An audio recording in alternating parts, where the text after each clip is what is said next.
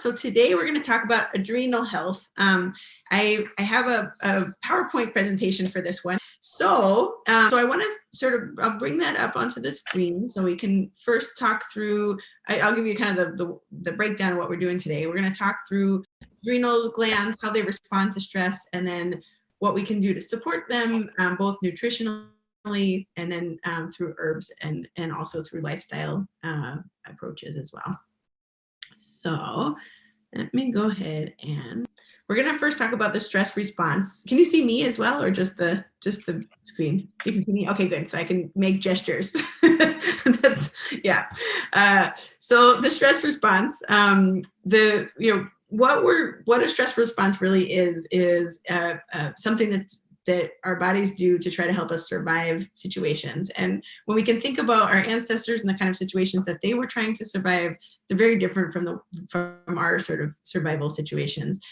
So you can imagine that these things will all be necessary in a more of our ancestors type survival situations. So one of them is our blood pressure increases. And so that really helps us circulate our blood to all of our extremities.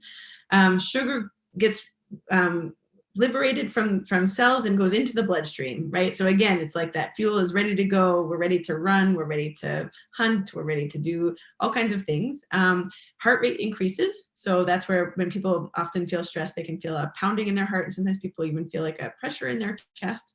Of course, as I say that, if you ever felt a really significant pressure in your chest, to get that checked out, because it can be other things, but as we all know, the sweating, so people can feel sweaty, especially sweaty palms, is one of the a stress response that many people get.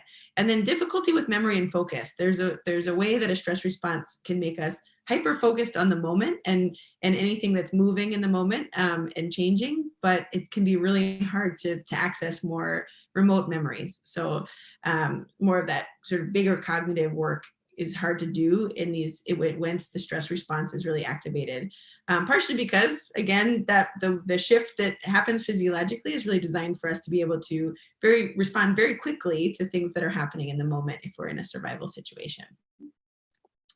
So really the purpose of the stress response is really kind of this hunting or running away from a threat or a predator, and not this kind of like sitting in one place. The thing I always like to pull into this conversation is also to think about this in the context of watching television. So for a lot of people, they enjoy watching stressful TV, and I always kind of joke about how it's recreational stress, and so I tend to not watch those things because I think I have enough stress as it is.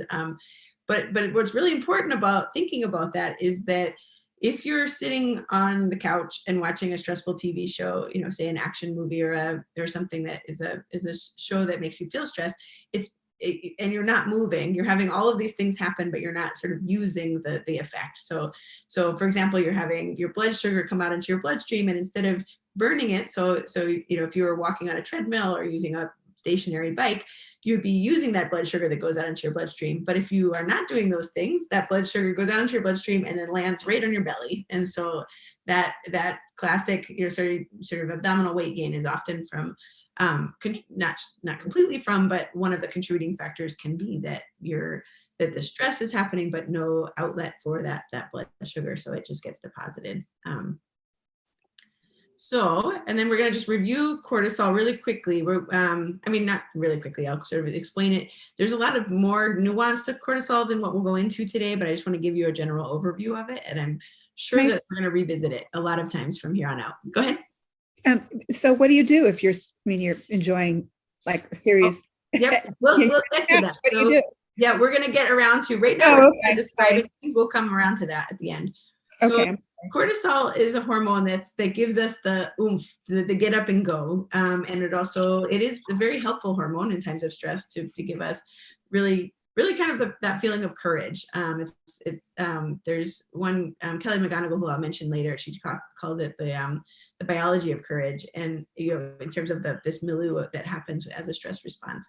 So this is the normal rhythm of cortisol, where it goes up in the morning and then it comes down in the evening so that we can go to sleep.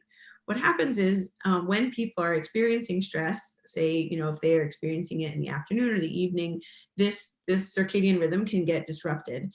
There's a few ways it can get disrupted. One, by increasing too excessively in the later afternoon, evening. Another one is if people are making too much cortisol in the morning, so that even as it comes down, it's still at a level that's too high for sleeping. Or if they, for some people, if they're not quite making enough cortisol, or they don't have this kind of a rhythm in place. So that can happen for some people if they have a very irregular sleep schedule, that this little curve here doesn't quite work out that way. So they have difficulty waking up, but they also have difficulty falling back to sleep. So we really need this curve in order to be waking up when we want to wake up and going to sleep when we want to go to sleep. We'll talk about how to really optimize that as well.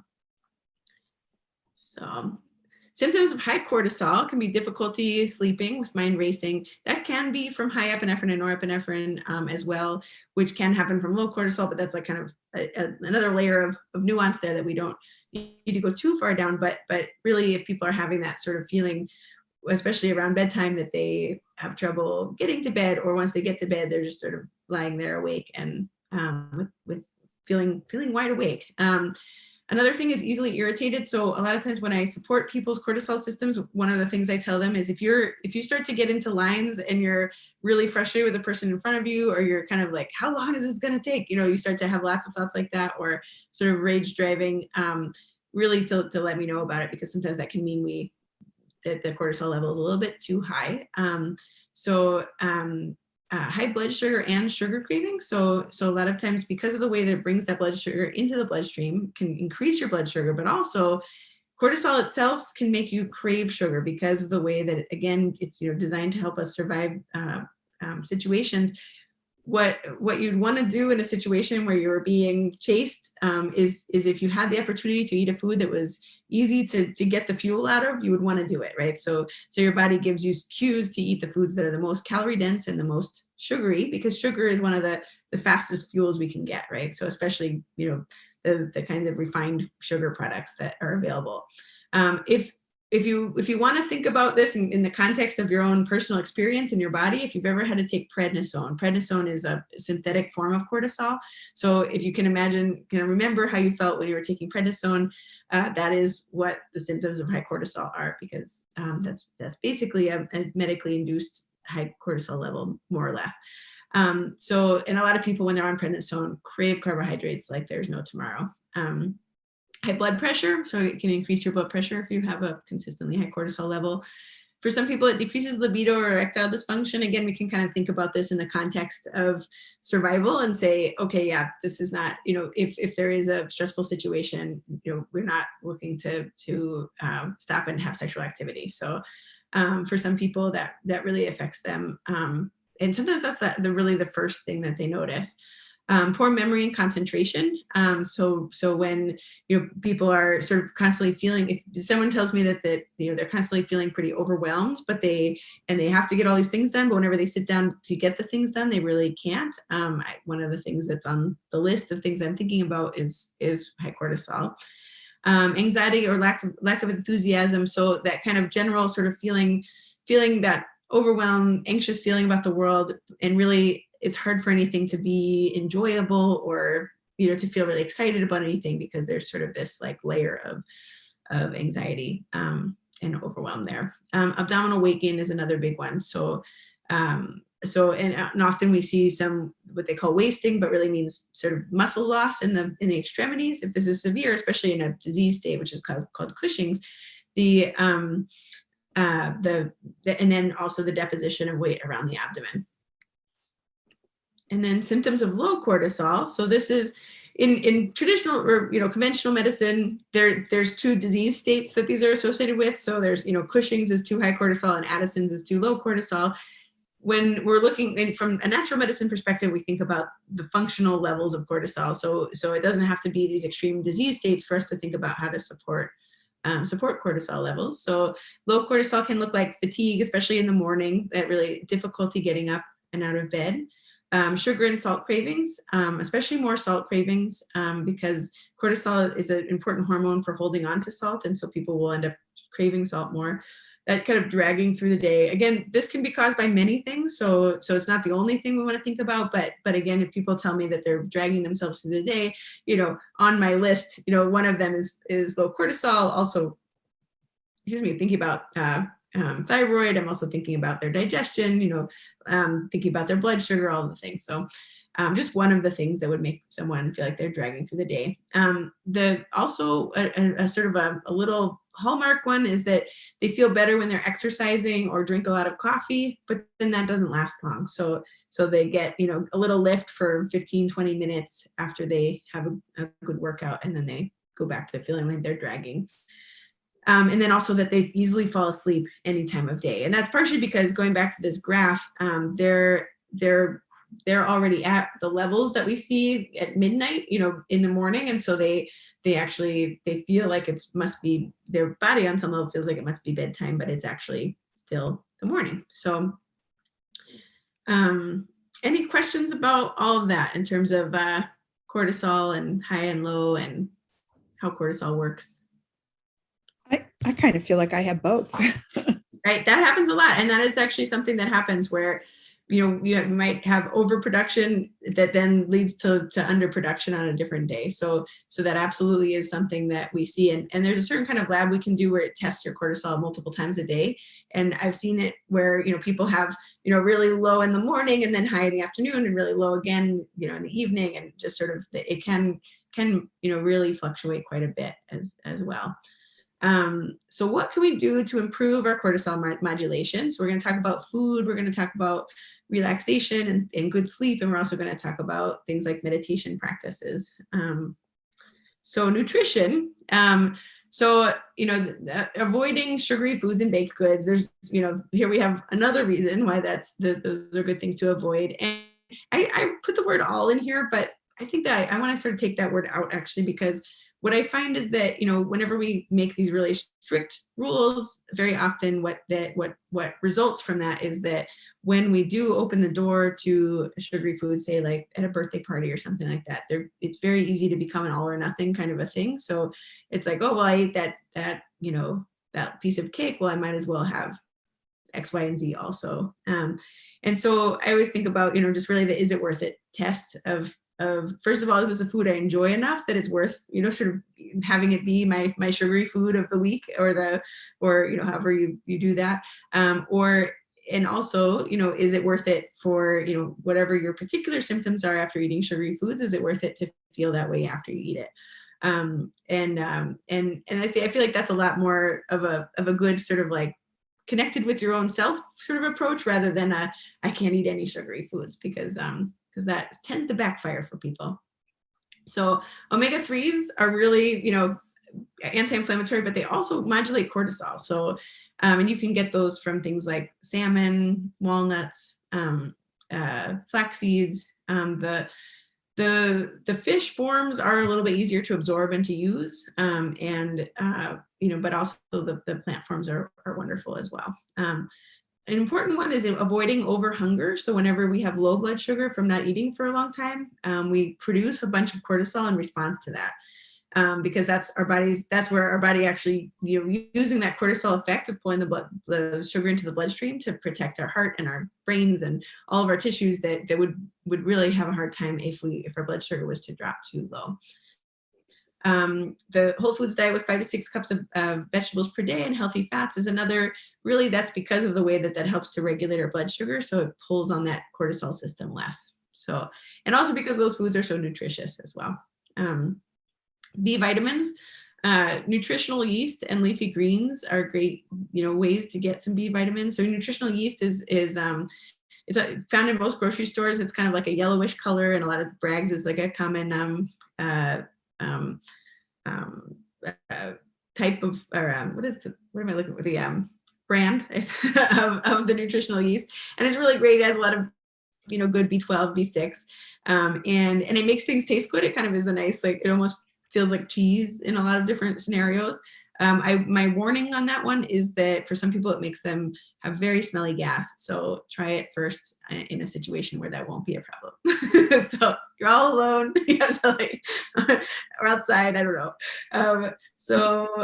For some people, and this I see a lot recently because of the popularity of the keto diet, is that the low carb diets can often increase cortisol levels. So a lot of times in that first couple of weeks, I see people after they start the keto diet and they're like, I feel amazing, I'm so energetic. And I'm like, oh, I'm happy for you. And also, I fully expect to see them. And I sort of tell them that that's a possibility, but I fully expect to see them in a few weeks, especially for women feeling pretty run down, because that often does happen, is that after this period of really high cortisol, because their body's trying to maintain their blood sugar, they'll kind of have a crash. And I've seen that actually really affect women's hormones when they're menstruating. And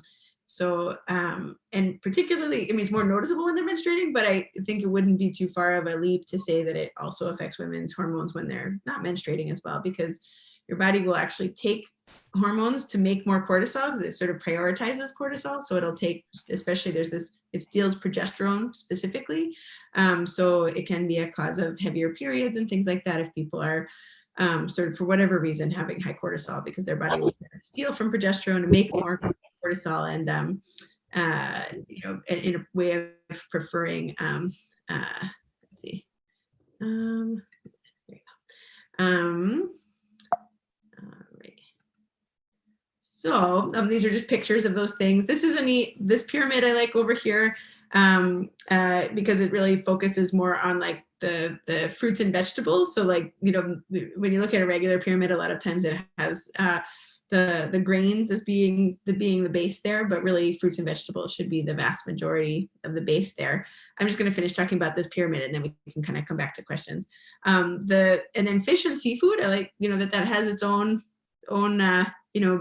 layer there. And actually, if a person is vegetarian, I would put nuts and seeds in that kind of a place, because what they're really talking about there is getting good healthy fats and proteins. And then the poultry, eggs, cheese, and yogurt, kind of smaller amounts. And then the meats and sweets is a very small amount. So I like this pyramid a little bit more because I think it actually really represents a healthy diet, and it's a Mediterranean pyramid is actually what it is. All right, so go ahead. I can take questions. Mm-hmm. Whoops, you're muted actually. I'm sorry. No, nutritional yeast. And secondly, do we have printouts of this? Of this this presentation? No, you just have this. This is the summary. It basically says all the things that are in the presentation. Yeah. Mm-hmm. All right, because I didn't know about this pyramid. That would be nice to have. Oh, yeah. If you look up Mediterranean pyramid, you'll find that one. Yeah. So, and then if you can mute yourself again, just so that we don't get a lot of background noise, that would be great. Okay, and you said it doesn't matter the amount of nutritional. You can start with like a little teaspoon just to see how you digest it, and then really it can be kind of you probably wouldn't eat a whole lot more than a tablespoon, just because it's one of those things, just like you wouldn't eat a whole lot more of that than of Parmesan cheese or something like that. So yeah. All right, and then if you can mute yourself again, just so we don't get the background noise, that would be great. Perfect, thank you. All right, and then and sleep. So sleep is one of those things I end up talking to people about a lot, both because a lot of times we need to work on sleep quality. There's a lot of things that disrupt our sleep, but also there's sort of a, I think this is shifting finally, but sort of for the last maybe 5 to 10 years, especially, sleep is kind of not cool. Like people sort of like wear it as a badge of honor that they don't get much sleep sometimes because they're, for whatever reason. So really, more and more research is coming out about how sleep, prevents cancer and prevents diabetes and heart disease.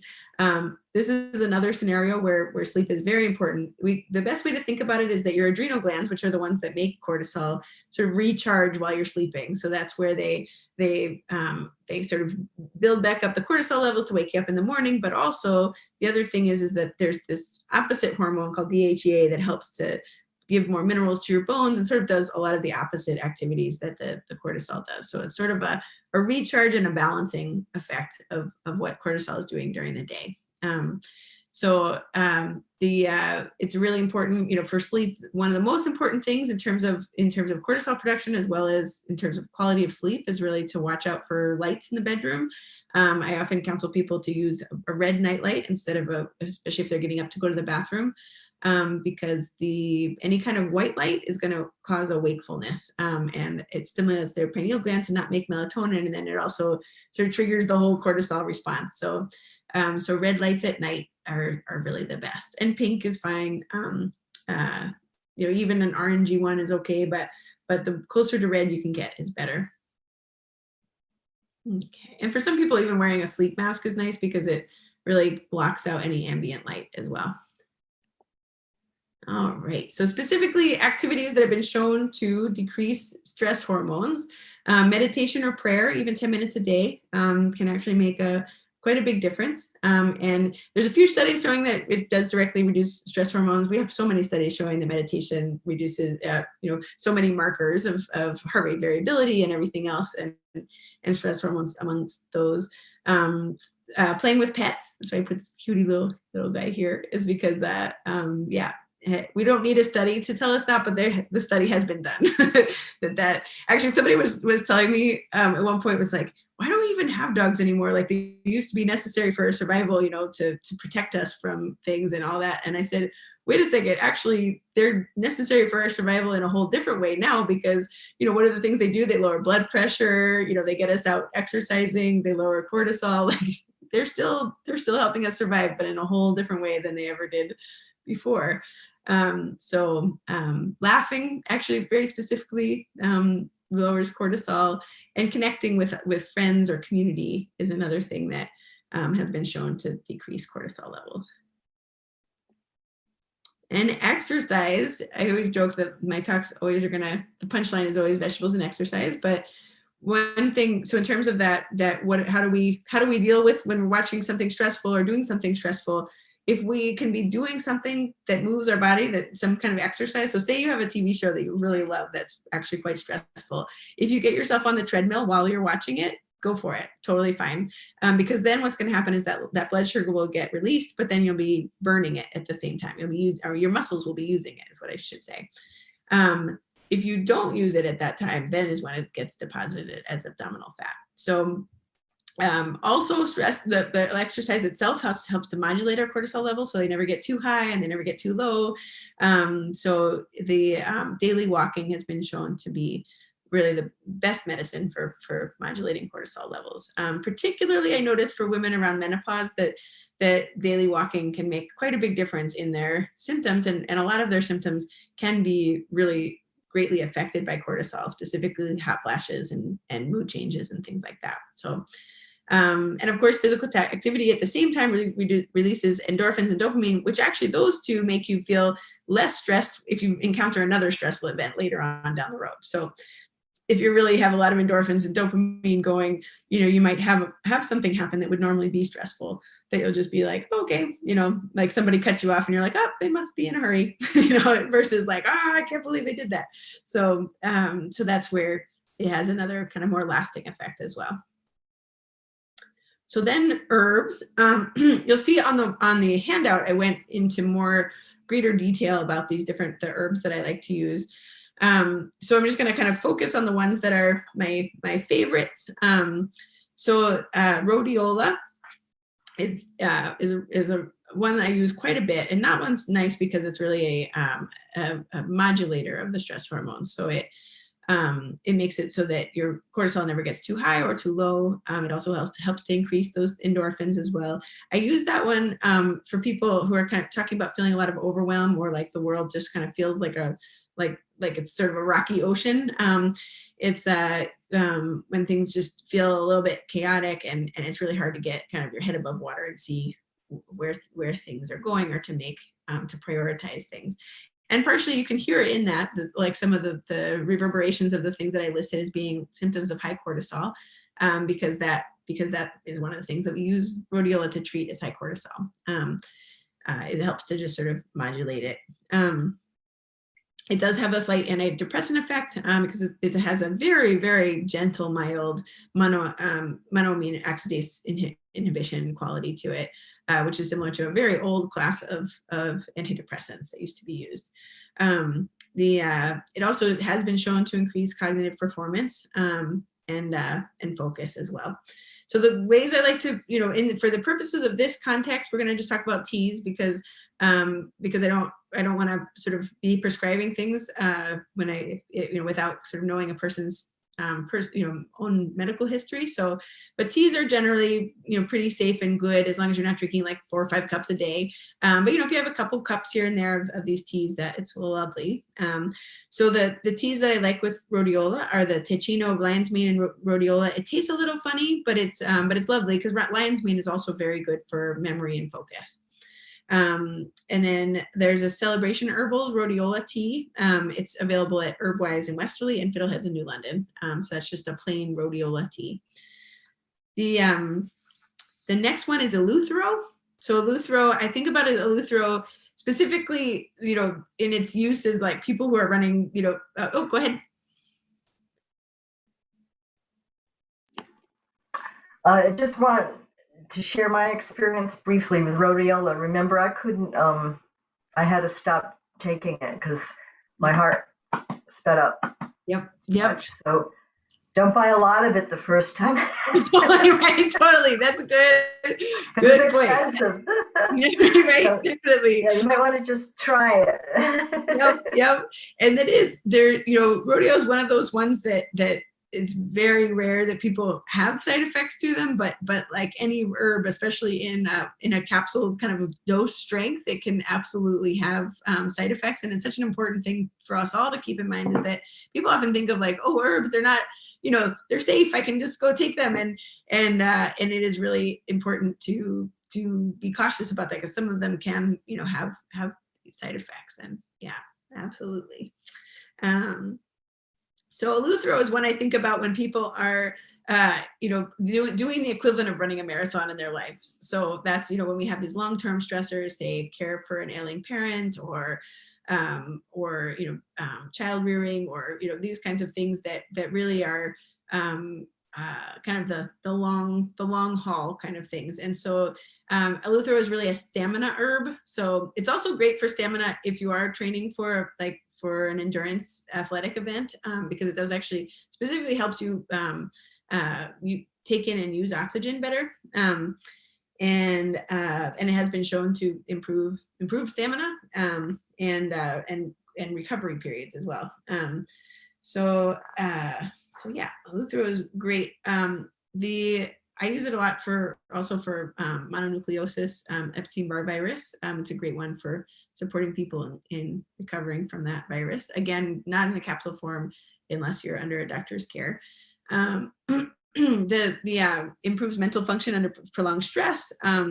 It does another kind of modulating effect on the cortisol production and cortisol release. So it makes it so that instead of sort of having a stress response where you dump all your cortisol all at once and then you feel exhausted after that, it makes it so you just sort of like, meter it out so that you can keep on going throughout the full marathon that you're running, in, literally or figuratively. It also helps to lower LDL and triglycerides. It's not my go-to for that one, but if someone happens to have high cholesterol and also could use it in other ways, I do use it sometimes. Can reduce blood pressure. And specifically can help with focus in people with ADHD. So I like the Tension Tamer tea by Celestial Seasonings. That's a good blend. It tastes good. It's lovely. It has Eleuthero along with other nervines as well and adaptogens. Yep. Go ahead. You have a little notation under nutrition where you have Tension Tamer tea contains adaptogens. And if you're taking medications or have certain health conditions, you need to consult. So what are those that we need to be worried about? There's a couple. So it has a little bit of B6 in it. So if someone had excessive levels of B6, we'd have to watch out for that. There's certain heart medications that we have to be careful in terms of the combination of some of the nervines in there. Again, it would be more of an issue if a person's drinking like 4 or 5 cups a day. Like most of these teas, you know, drinking 1 cup a day is not going to be enough of that herb to cause any trouble. But if some people are like, oh, a little bit is a good thing, a lot would be better. That's where we get into that. So pretty much I want to leave it like that. I don't want to actually be specific, because if I didn't list everything that it could interact with, that could be a problem. So so we'll just kind of leave it as a lot of heart medications. Some psych medications like antidepressants and things like that could, you know, a few of them, not many. But heart medications are kind of the big one on that list. Okay. And then ashwagandha. So I like ashwagandha when people are having a lot of insomnia and more of an anxiety kind of a picture. Especially when they're kind of having that waking up in the early morning. Sometimes people who feel nauseous in the morning is a sign of really high cortisol. And so ashwagandha is a great one in that kind of a context. It also is a pain reducer. So when people have fibromyalgia or arthritic pain or just kind of a general achy body feeling, I think about ashwagandha a little bit more. And again, I use a lot of these in combination with each other.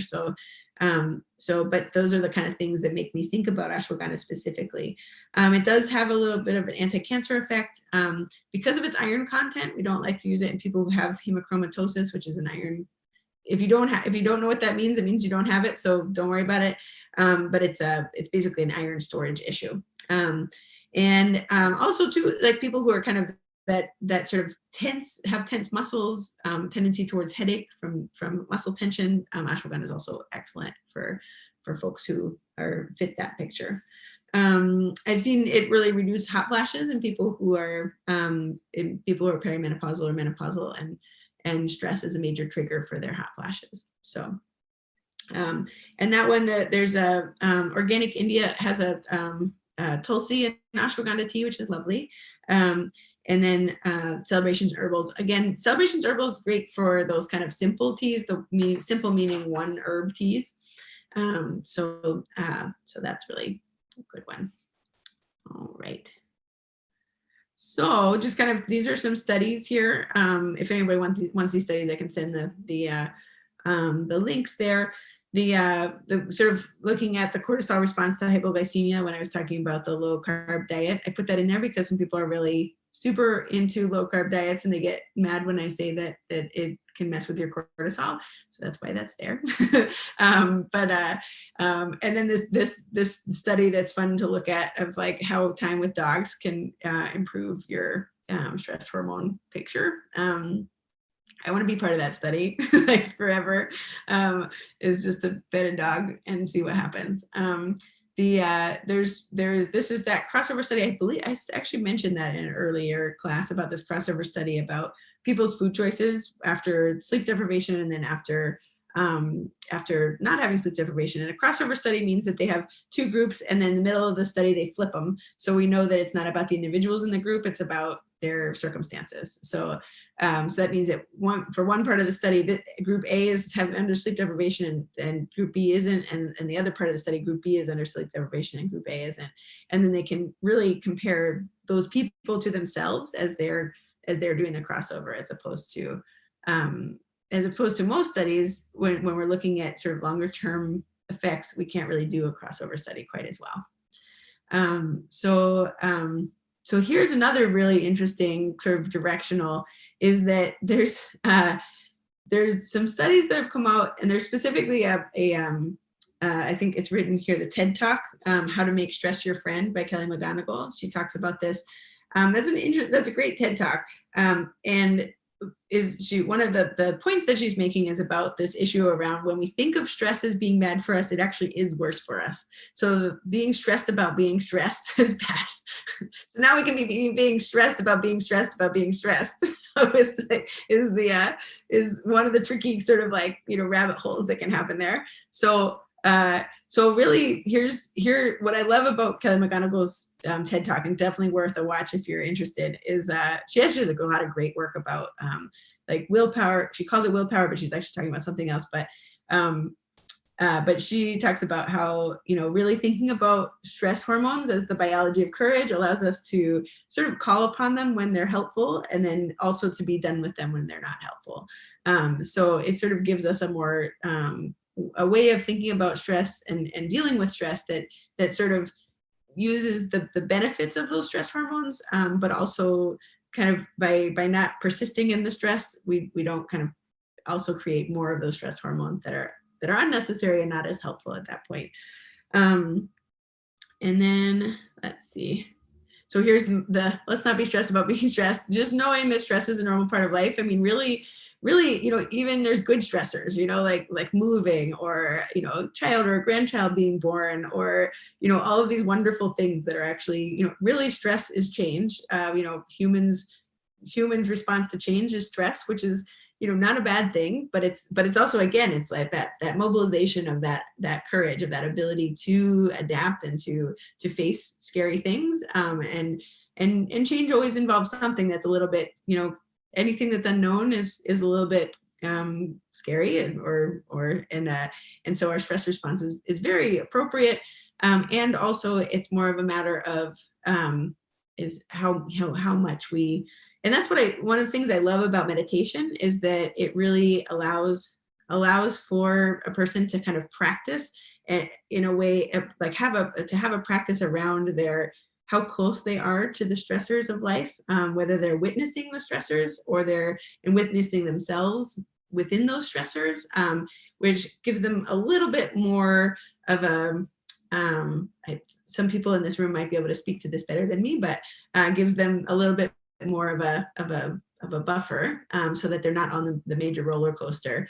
Sometimes they can, really be able to witness yourself of like, oh, this is a hard time, can actually give you a little bit more sort of gentleness towards yourself, as opposed to full on being on a roller coaster. So I don't know if anybody else would like to share about meditation and stress and how that works, but okay. Go ahead. Yep. My mouse isn't working, so I have to remember to touch the screen. Yeah, I think I had shared with you, Dr. Gwenn, about the 10% app that is not free. A friend gave me, she thought a free sample, and right away got into signing up.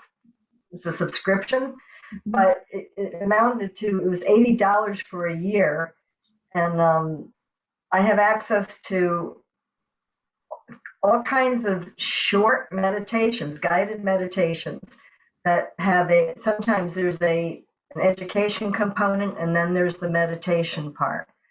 And what essentially they're doing is trying to teach you how to use meditation in your daily living to help you. And eventually to make you, like, before you burst out in anger, you start to learn how to observe yourself first and say, oh, why am I so angry? And you take that second, internally and look at yourself, and you realize that's not how I want to be, or maybe I want to be kind instead. I choose kindness. But they have it ranges from how to be a more kind person, to relationships, to even sleep guides. So at night you're having trouble sleeping, you put in there and they'll kind of guide you into sleep, the relaxation techniques. So I highly recommend it. I've been doing it for months now, every day. I start my day with it, because for me to say, oh, I'm going to go meditate now and shut my door, that's, I don't know, not when you're full bore, but and it's helping me. I definitely is changing me. So meditation's great, but you don't need an expensive app. There's other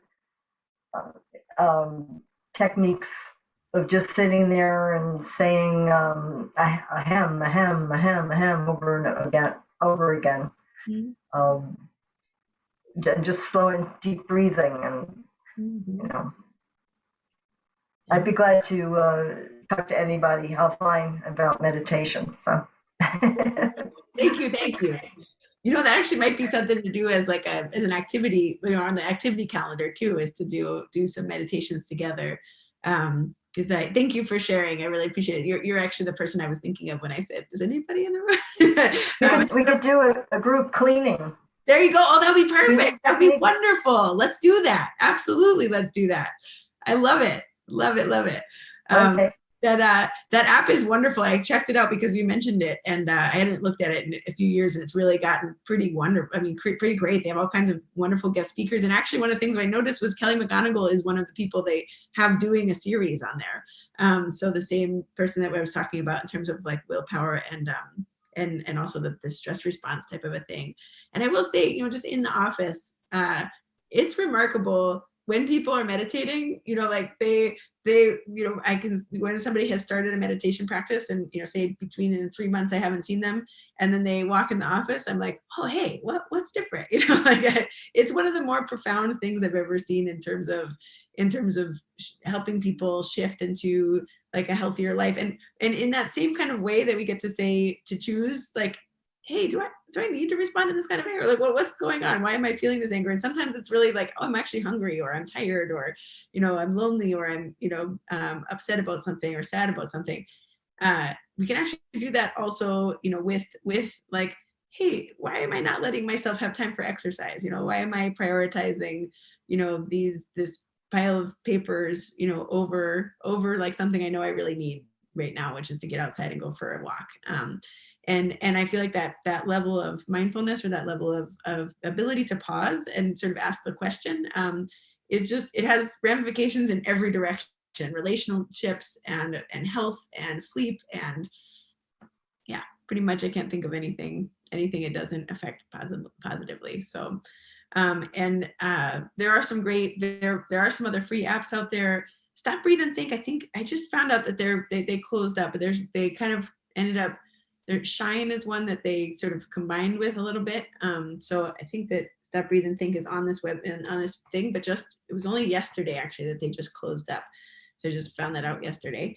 The Headspace is another good one, and that one's mostly free. And I think there are some free things on 10% Happier as well, that you can do some things free, but a lot of it is part of the paid thing. So yeah, that's I just realized that those are under the heading exercise. Sorry about that. It should say apps as the heading there on that page there. And in terms of apps, as long as we're kind of on the app topic, some really great workout apps that I like, you know, just for getting a quick workout in, you know, fits into your schedule. I like the 7-minute workout app is a really wonderful one. The Peregrine one I find to be the easiest to use, and it's free. The S Work It is another one that will just give you can put in what part of the body you want to work. You can put all body or like surprise me, or and you can put how many minutes you have to work out. And that's a great one. It's all workouts that don't require any kind of weights or anything. So I know, like, even when my kid is at the playground, I'll just put in a little one, you know, put in that, and I can do a 7-minute workout, or I can go on S Work It and do something that I haven't done before. So at least until he's old enough to tell me that that's really embarrassing. Right now I can get away with it. So I'll enjoy it while I can. And then a book that I put on here is the Gifts of Imperfection is a great kind of book that sort of also is, again, about that kind of like that mindfulness around the sort of the underlying factors that make us push really hard, because a lot of us push really hard all the time and just kind of keep on running. And when we think about our adrenal system, it really is sort of asking us to sort of slow down a little bit sometimes. And whenever I think about, you know, just even watching my dog, you know, if I take her out to play at the dog park or something, she plays really hard, and she comes home and she sleeps for the rest of the day. And I really think about how, you know, as living beings, that sort of rest and activity sort of balance is very important, and how much as humans in the modern world, it can be pretty hard to find that balance and to really, you know, make time for that sort of restorative activity, for, you know, as much as for the outward sort of productive activity. So we tend to really really value the outward productive activity and sort of undervalue the things like sleep that are really restorative and help us feel good in the world. So let's see. I'll finish this out. I can see that someone wrote a note in the chat, and then this is just the questions part. Oh, wonderful. Thank you, Lynn, for answering Linda's question. That's great. You're like, you all took care of it, so I appreciate it. And then can you use long-term? Is that about any herb in particular or any of these herbs, or? Rhodelia? Oh yeah, that one is great to use. Actually, I should answer it for all these herbs. They're fine to use long term. So they're really in the sense of being adaptogens and kind of the longevity herbs. They are really good for long term use. No contraindications for their long term use either. So and here in the back, I forgot that I put these references on here. I really like looking at primary articles. They're just some fun ones. Go ahead. Okay. There's so many of these different ones that relate to me, say to me. So what do I do? Do I have a cup of each one of these? Or yeah, actually combine all three and have a cup of all three is a great way to do it. Yeah, you can absolutely do that. There's a formula I use very frequently that contains all three of them, because a lot of us need all of them, right? Because of the way that we are up and down and all around, and so and again, really, I kind of joke sometimes that we should just put these in the water because yeah, we're modern life, it has a lot more output than input, in terms of and so these help with that kind of modulating the level of output that we're actually doing when we are. So just one cup of tea with all of them, that's all you need? Yep, that works. Absolutely. It'll do it. It'll make a difference, just that one cup. Yeah. I like also too, whenever we talk about herbal teas, I always like that too, because you get the whole experience of that. So it's not just the herbs that'll be decreasing cortisol levels, but also the act of making yourself a cup of tea and sitting down with it and drinking a warm beverage is I don't know if there's been a study done about that, but I feel pretty confident saying that increases your cortisol. I don't think we need that study. We can be able to call it. Yeah, because I don't know anybody who doesn't feel a little better after they do that. I guess except for you're playing the dog. Yeah, right, exactly. Pet the dog and drink your tea at the same time. You can make a cup of tea for your dog, and then it's even better. Yep. Yep.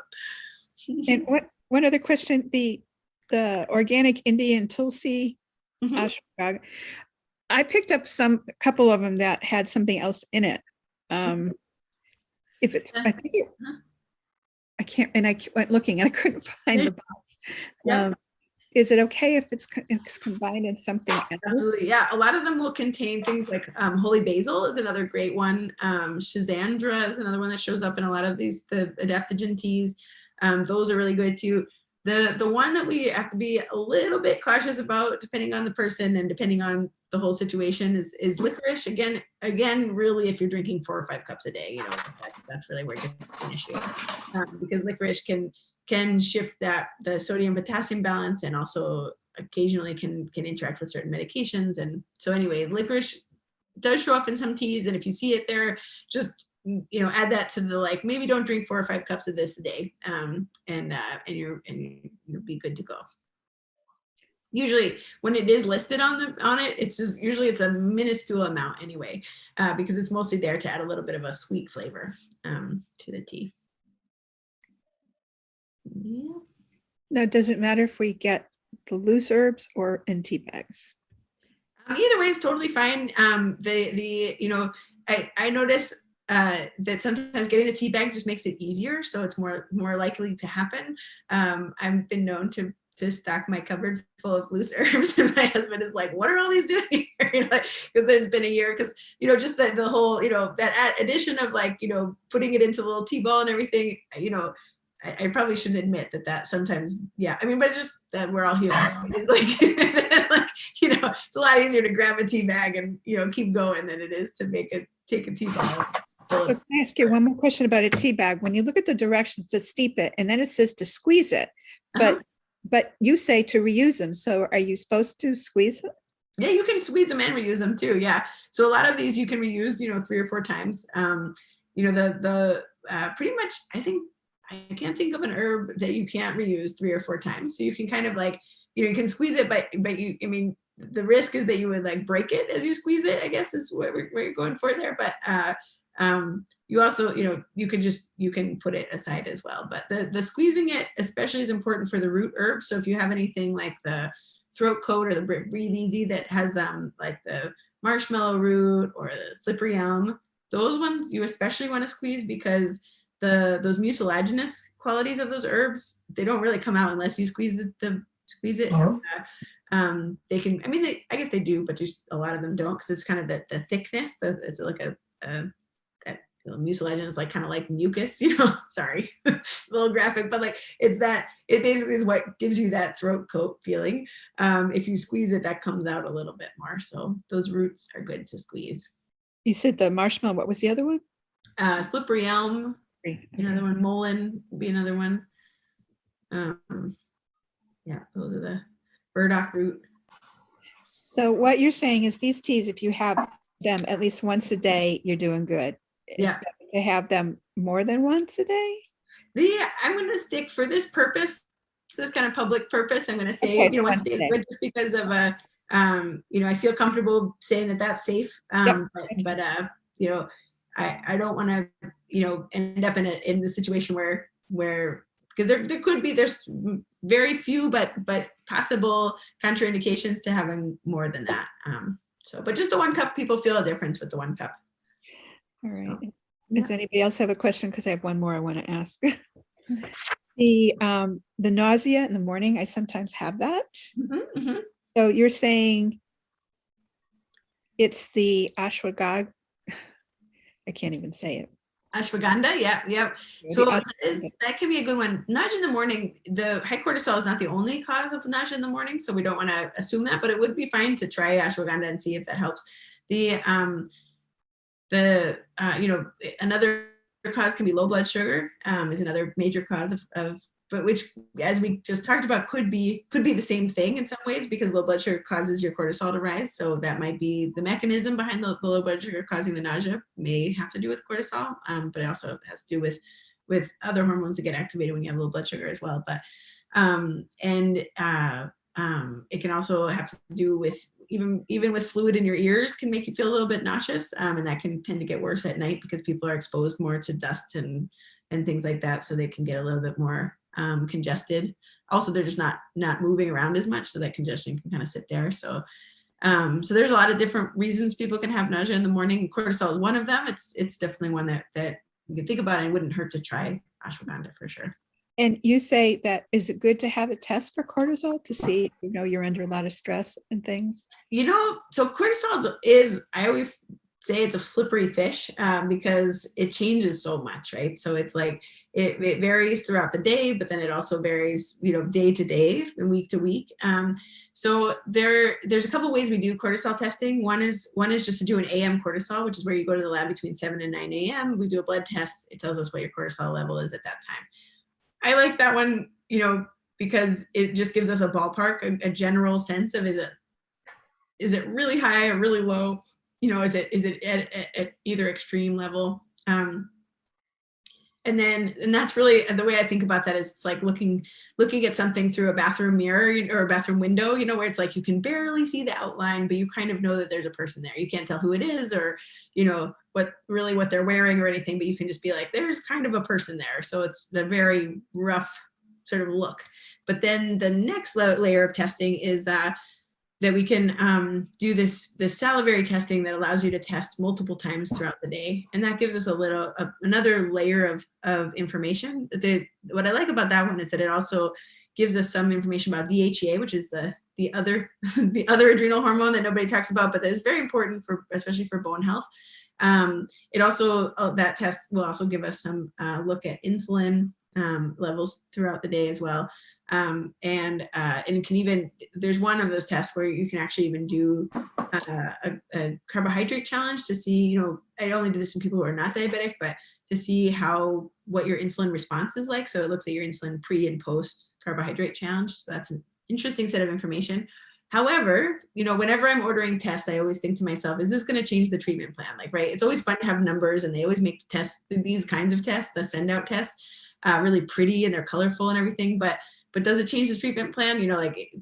Sometimes it doesn't, like if a person is, if the real issue is a person sleeping 6 hours a night, and then, this test isn't going to really change much. It's going to just sort of underscore why we need to help them sleep more. If the times I do pull out those tests are if we have certain treatments and then the response is not what we expected. So say by their symptoms, it certainly sounds like they have low cortisol, but then we treat for that, and then it kind of comes out differently, then and sometimes it's worthwhile to do that test. So I run those. I don't do them super often, maybe a few times a year. I have colleagues who run them all day, every day. So I just tend to not be, these kinds of tests are like $200. I tend to not be the one who's super focused on labs, because I feel like we get so much more information, and reliable information actually, from a person telling me how they feel and what their days are like and what's happening, rather than just numbers. Because those cortisol numbers, if we test them one day, that could be a day that person's cortisol was just very high, versus the next day it could look low. And for treating based on one day, it's a little bit, you're not getting all the information that we might need. Yeah. Well, it was wonderful to see you all, and thanks so much for being here. And